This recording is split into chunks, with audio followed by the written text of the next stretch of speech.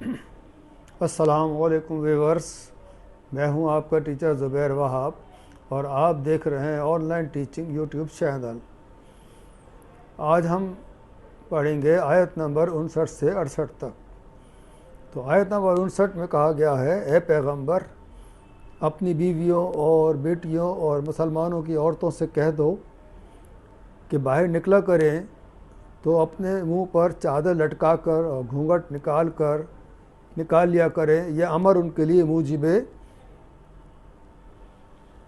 شناخت و امتیاز ہوگا تو کوئی ان کو ایذا نہ دے گا، اور خدا بخشنے والا مہربان ہے۔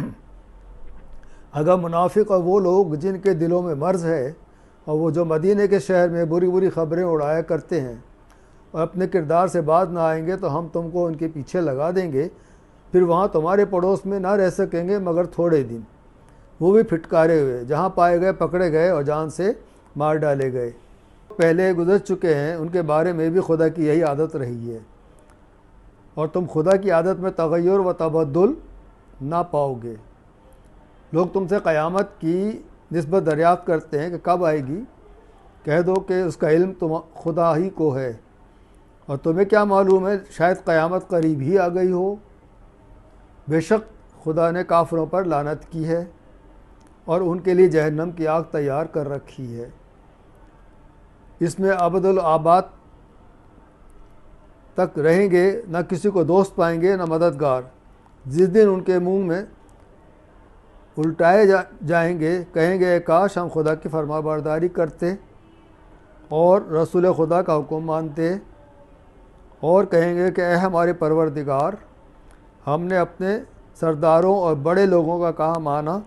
تو انہوں نے ہم کو رستے سے گمراہ کر دیا۔ اے ہمارے پروردگار، ان کو دگنا عذاب دے اور ان پر بڑی لعنت کر۔ اب آئیے تفصیل سے اس کا مطالعہ کرتے ہیں۔ کی آیت میں اللہ تعالیٰ نے پردے کا حکم نازل کیا ہے۔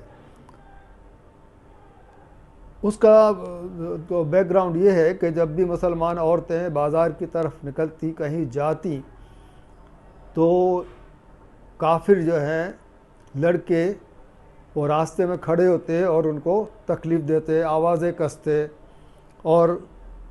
بہت زیادہ وہ ان کو پریشان کرتے تھے۔ تو بڑی تعداد چونکہ مدینہ میں مشرکین کی بھی آباد تھی، منافقین بھی تھے اور یہودی بھی تھے، تو وہ جان بوجھ کر مسلمان عورتوں کو تکلیف دیتے تھے، آوازیں کستے، ان کو برا بھلا کہتے، ان کا مذاق اڑاتے۔ تب یہ آیت نازل ہوئی کہ جو مسلمان عورتیں ہیں وہ پردہ لٹکا لیا کرے، یعنی آج کے دور میں جیسے حجاب ہم کہتے ہیں، حجاب لے لیا کرے، تو کیا ہوگا کہ فرق ہو جائے گا ان میں اور کنیزوں میں۔ ان سے پوچھا کرتے تھے، جو اوباش جو لڑکے کھڑے ہوتے تھے، جو پریشان کیا کرتے تھے، ان سے کہا کیا جاتا تھا کہ بھائی آپ کیوں پریشان کرتے ہیں؟ تو وہ ان کو ایک وہ ان کے پاس میں یہ ہوتی تھی کہ ہم مسلمان عورتوں کو شناخت نہیں کر پاتے، کون سی مسلمان عورتیں ہیں اور کون سی دوسری عورتیں ہیں یا کنیزیں۔ تو اس فرق کو مٹانے کے لیے پردے کا حکم آیا کہ پردہ کرو گے، چادر بڑی سی لٹکا لیا کریں یا چادر پہن لیا کریں، یا آج کل جیسے کے دور پہ عبایا چلتا ہے وہ پہن لیتے ہیں بہت سی خواتین، چادر پورے اوڑھ لیتی ہیں، تو اس سے کیا ہوتا ہے، جسم ڈھک جاتا ہے، پردہ بھی ہو جاتا ہے اور شناخت ہو جاتی تھی اس وقت میں۔ آج کل بھی شناخت ہو جاتی ہے کہ یہ مسلمان ہے،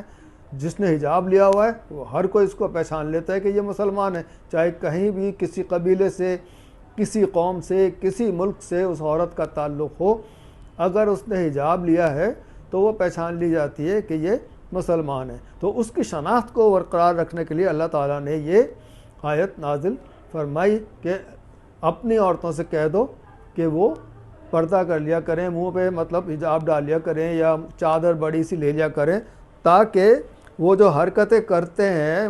مسلمان عورتوں کو تنگ کرنے کے لیے وہ بعد آ جائیں گے، پھر ان کے پاس کوئی وجہ نہیں رہے گی نا، پھر تو شناخت ختم ہو گئی کہ یہ کنیز ہیں یا دوسری عورتیں ہیں اور یہ مسلمانوں کی عورتیں ہیں، پھر وہ شرپسند جو ہے وہ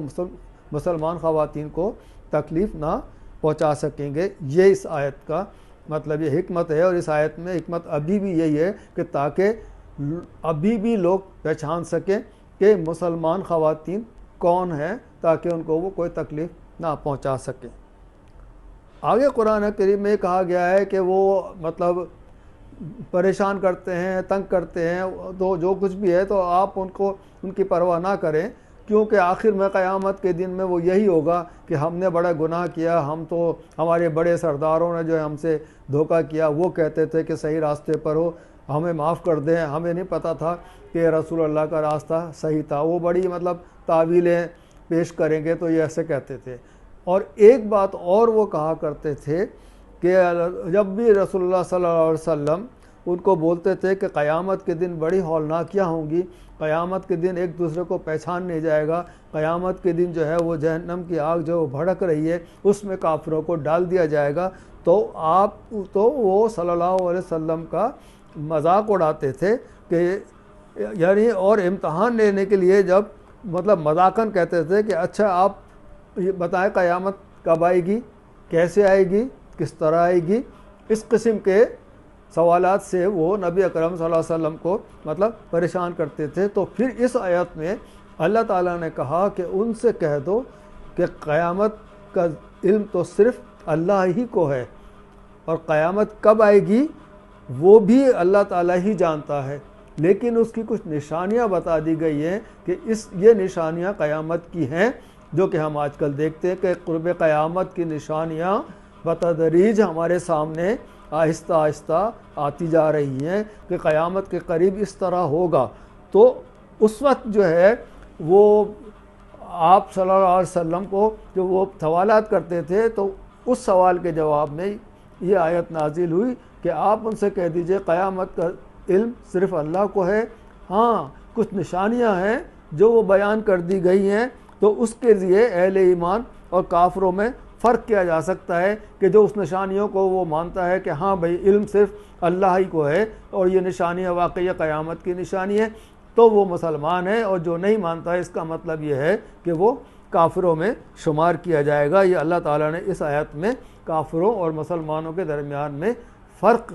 پیدا کر دیا ہے۔ امید ہے اسباق آپ کو سمجھ آئے ہوں گے۔ آپ اسباق سمجھ آئے ہوں تو براہ کرم اس چینل کو